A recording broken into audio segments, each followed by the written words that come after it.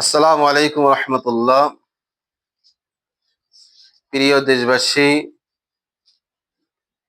আপনারা সবাই অবগত আছেন যে মহানবী সাল্লাল্লাহু আলাইহি ওয়াসাল্লাম স্মৃতি বায়তুল ফান্ড পরিচালিত আগাপুর এতিমখানা সুনামের সঙ্গে চলছে আলহামদুলিল্লাহ।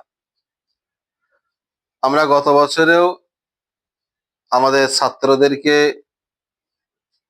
জামা, জুতো, গেঞ্জি, আতর, সাবান, শ্যাম্পু ইত্যাদি দিয়েছিলাম। এবছরও বাচ্চাদের হাতে তুলে দিয়েছি, যাতে করে অন্যান্য বাচ্চাদের মতো এই বাচ্চাগুলো বাড়িতে গিয়ে যেন আনন্দ করতে পারে। তোমরা সকলে খুশি তো নাকি?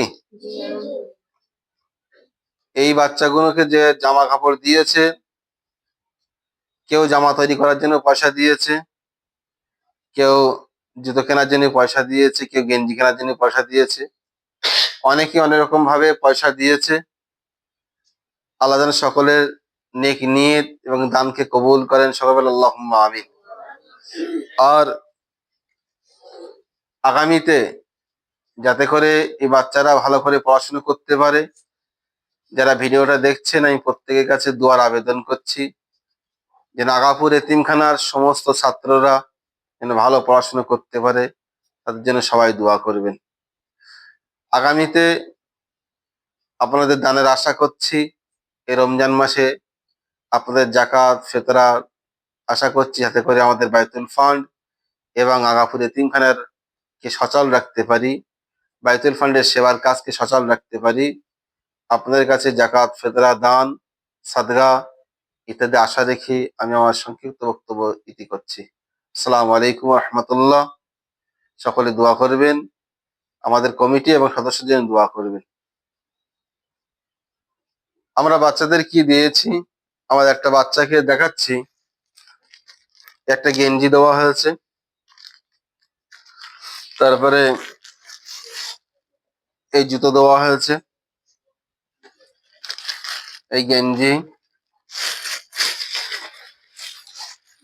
এই সাবান আছে, এই আতর আছে, এই শ্যাম্পু আছে, এই টুপি আছে,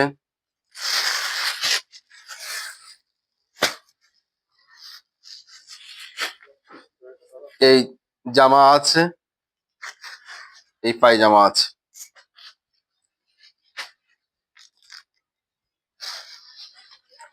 এরকম প্রতিটা বাচ্চাকে দেওয়া হয়েছে আলহামদুলিল্লাহ।